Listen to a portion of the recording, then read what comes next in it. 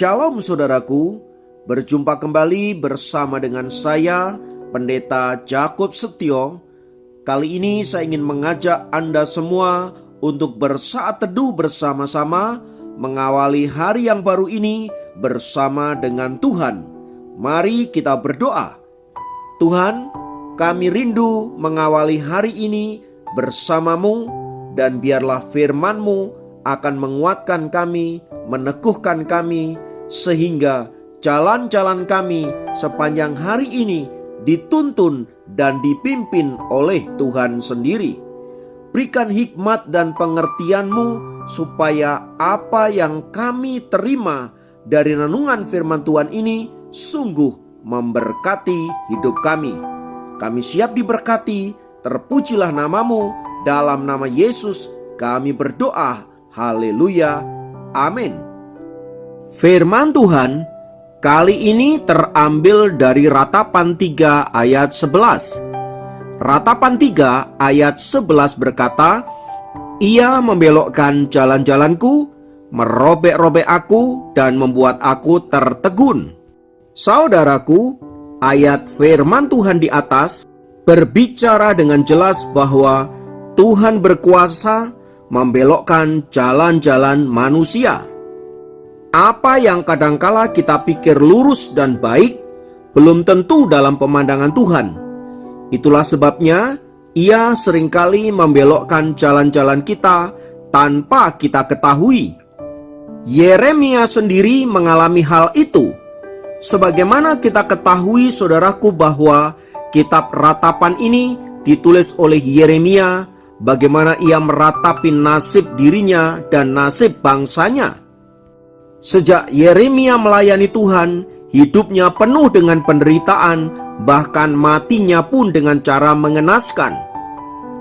Padahal awalnya ia adalah seorang anak muda dari keturunan aristokrat, di mana ia memiliki banyak kesempatan untuk menikmati hidup yang bergelimang dengan kemewahan.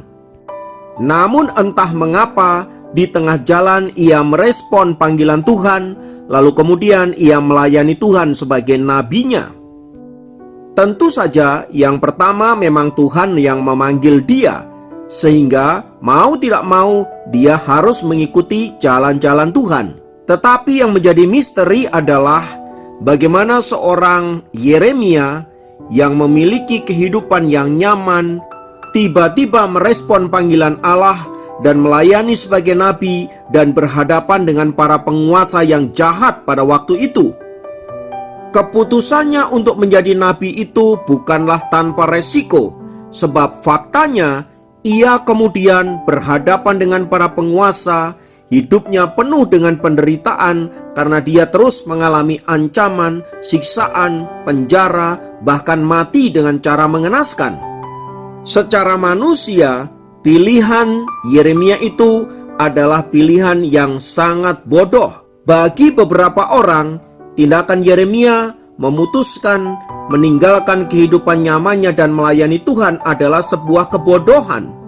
Ngapain menyusahkan diri melayani Tuhan dan bahkan hidup dalam penderitaan?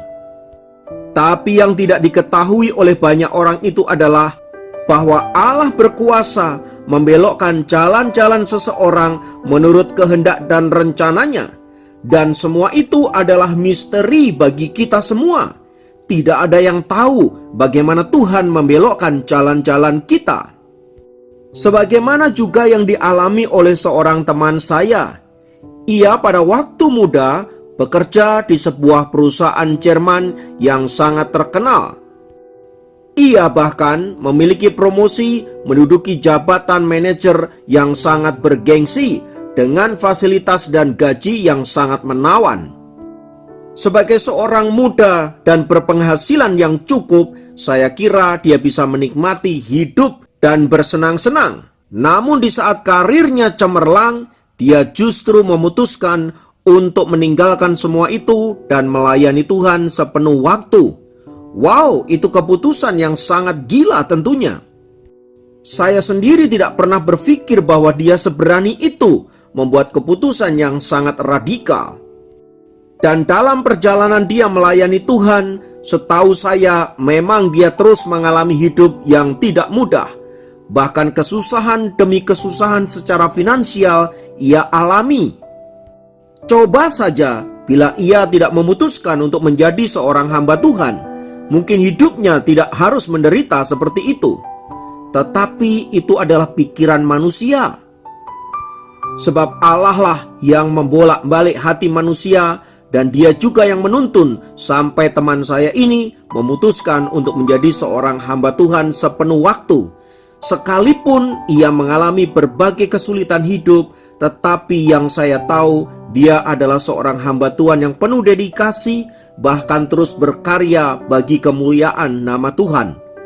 Memang bagi dunia, keputusan seperti itu dianggap sebagai keputusan yang keliru, bahkan keputusan yang gila.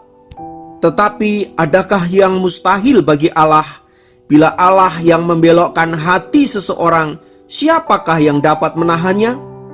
Jangankan kok kita, 12 murid Yesus saja, satu orang berpaling daripadanya dan bahkan mengkhianati dia. Bagaimana mungkin seorang Judas Iskariot yang dipanggil langsung oleh Allah dan mengalami pengalaman-pengalaman spiritual yang luar biasa, serta menyaksikan sendiri bagaimana mukjizat-mukjizat Tuhan dinyatakan, bisa berbalik dan meninggalkan dia? Bukankah ini sesuatu yang sangat mengherankan? Tetapi sekali lagi saudaraku, bahwa hidup ini sebuah misteri, dan bahwa Allah yang berkuasa untuk membolak-balikkan hati seseorang. Maka bila ada seseorang yang tadinya hidup kacau, hidup dalam dosa-dosa dan kejahatan, lalu tiba-tiba berubah melayani Tuhan, bukankah semua itu digerakkan oleh Allah? Sebab kalau bukan Allah yang bekerja, tidaklah mungkin orang mau melakukan hal yang demikian. Begitu pula bila ada seseorang yang tadinya melayani Tuhan, yang tadinya cinta Tuhan, pokoknya sepertinya habis-habisan untuk Tuhan, namun tiba-tiba dia bisa meninggalkan Tuhan. Bukankah itu juga sebuah misteri? Dan Tuhan yang Maha Tahu mengizinkan semua itu terjadi? Sebab bila pada dasarnya dia adalah orang yang tidak dipilih oleh Allah, dia hanyalah seorang yang menjadi bagian dari orang-orang yang dipanggil saja, namun tidak pernah dipilih oleh Allah. Pelayanan yang dia lakukan selama ini, pengorbanan-pengorbanan untuk pekerjaan Tuhan yang dilakukan, semata-mata itu adalah sebuah aktualisasi diri dan tidak pernah lahir dari hati yang mengasihi Allah. Sebab bila orang mengasihi Allah, tentu ia tidak akan pernah meninggalkan Tuhan. Saya pernah bertemu dengan seorang anak muda yang kelihatannya sangat mengasihi Tuhan. Waktunya seringkali dihabiskan di gereja, melayani pelayanan mimbar, dan bahkan sering menasehati rekan-rekan yang lain agar selalu cinta Tuhan, agar selalu menjaga diri kudus di hadapan Allah. Tetapi dia sendiri kemudian justru meninggalkan Tuhan Yesus hanya karena seorang wanita. Jadi saudaraku, ia pada dasarnya tidak sungguh-sungguh mengasihi Allah. Dan bila memang ia ditetapkan untuk binasa, maka jalan apapun akan menjadi alasan untuk dia meninggalkan Kristus. Sebab pada akhirnya dia harus masuk ke dalam kebinasaan yang Allah telah tentukan baginya. Oleh sebab itu saudaraku, kita perlu menyadari sepenuhnya bahwa Allah lah yang berkuasa atas hidup kita. Sebagai orang-orang yang dipanggil dan dipilih olehnya, mari kita senantiasa menjaga hidup kita kudus dan berkenan di hadapannya, supaya jalan-jalan kita adalah jalan-jalan yang lurus. Dan bila kita mulai berbelok-belok, biarlah Allah juga yang membelokkan kita kembali ke jalan-jalannya. Kiranya firman Tuhan ini meneguhkan dan menguatkan kita. Terlebih dalam menyongsong tahun yang baru, mari kita mempersiapkan diri kita untuk senantiasa siap sedia masuk dalam dimensi ilahi, masuk di dalam terobosan-terobosan yang Allah hendak kerjakan di tahun yang akan datang.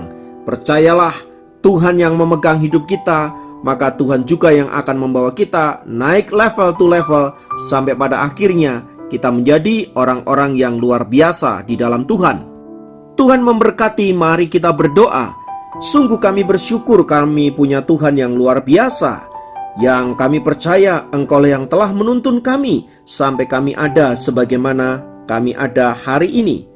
Bila sebentar lagi kami memasuki tahun yang baru, kami percaya bersama Tuhan kami akan bisa melewati semua tantangan yang ada, sebab kami tahu Engkaulah yang berkuasa untuk membelokkan jalan-jalan manusia, dan Engkau juga yang berkuasa untuk menuntun kami masuk dalam dimensi ilahi untuk menerima berkat ilahi dan damai sejahtera ilahi yang disediakan oleh Allah bagi anak-anaknya yang mengasihi Dia. Terima kasih Bapa, terpujilah namamu. Dalam nama Yesus kami berdoa, haleluya, amin. Demikian program Sapa Jemaat kali ini. Sampai jumpa dalam program Sapa Jemaat yang lain. Yesus memberkati.